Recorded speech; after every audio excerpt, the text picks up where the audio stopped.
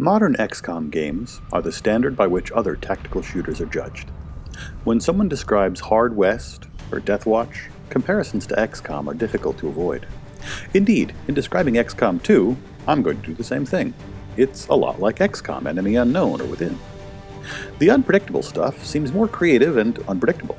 The levels, missions, enemies, and upgrades seem more varied. The overall structure of your funding makes more sense, and the urgency-creating mechanisms seem more effective. But it retains much of the overall feel of the earlier games. A gloriously tense navigation of risk on a gameplay level, with an alien theme which makes the thematic stakes as high as the gameplay ones. Only now, you're playing an insurgency which gradually grows triumphant, hopefully, rather than a global coalition which cannot grow at all. This keeps the thrill of success from being piled entirely onto the final scene. I've been playing on the Xbox One, and for that system it's the greatest and the buggiest game I've played. For possibly the first time, I might not advocate playing on Iron Man, which prevents reloading earlier saves.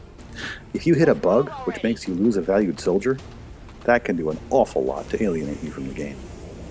If that causes spoilers redacted, and you later see spoilers redacted as a result, you might legitimately fear for your controller's continued structural integrity.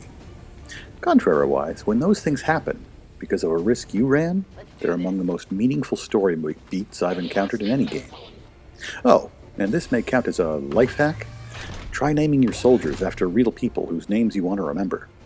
Not only are you likely to end up at least knowing which first names go with which last names, but you'll also have far more interesting stories to connect with them.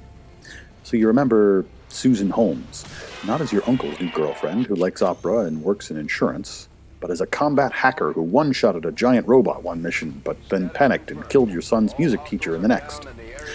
Oddly enough, I find this makes it easier to remember the opera-style trivia.